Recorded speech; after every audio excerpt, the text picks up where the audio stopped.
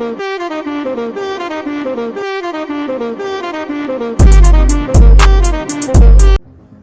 sizlar bilan birga toner pedlar haqida gaplashamiz. Hali juda ko'pchilikda bu haqida tushunchasi yo'q ekan, xos sizlarga.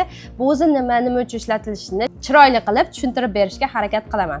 Toner pedlar bu, tonerlari zamonaviyroq varianti desak ham bo'ladi. Chunki bu biroz qulayroq holatda ishlab chiqarilgan toner plus paxta yostiqchalari, ya'ni tayyor disklarga, paxta disklariga shimdirilgan tonerlar hisoblanadi. Ishlatish juda ham qulay. Shu bilan birga bularni mini maska ko'rinishida ishlatsak ham bo'ladi. Tonerdan buni yana qanaqa ustun jihatlari bor desanglar, ishlatish osonligida aytganimdek buni shunchaki ochasizlar. Maxsus pinseti bo'ladi. Pinset yordamida paxta disklarini bittasini ajratib olasiz va yuzingizga surtasiz. O'zi tayyor dozalangan holatda bo'ladi. Hech qanaqa ko'p yoki kam holatda qo'lingizga quygan yoki paxta diskka shimdirilgan holatda ishlatmaysiz. Shunchaki olasiz va ishlatasiz. Bundan tashqari bir nechta yuzingiz zonasiga joylashtirgan holatda maska sifatida ishlatsangiz ham bo'ladi.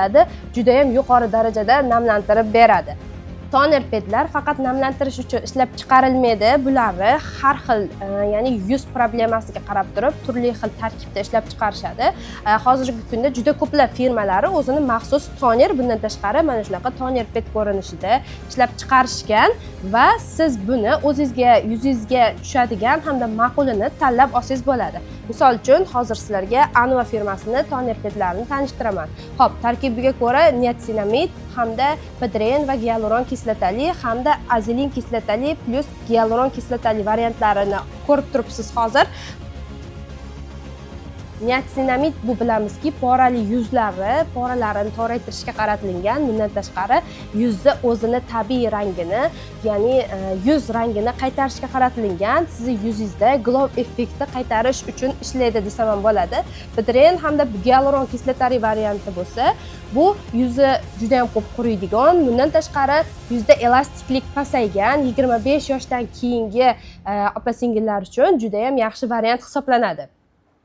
Azilin kislota hozirgi kunda juda ham mashhur bo'lib ketdi, ayniqsa Anva firmasiniki, chunki bu firmani bilamiz, ampulalari juda ham yaxshi, juda ham aktiv holatda ishlaydi. Azilin kislota bo'lsa, mana shunaqa problemli kojalar uchun, ya'ni problemli yuzlar uchun juda ham yaxshi ishlaydi, ya'ni qizarishlarni kamaytiradi, yuzni tinchlantiradi. Bundan tashqari gialuron kislotasi bor tarkibida juda ham yuqori darajada namlantiradi.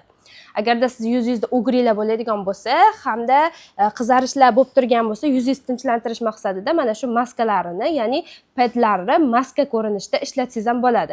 Alohida maska olib o'tirish shart emas, tushunishinglar uchun buni ishlatish juda ham qulay.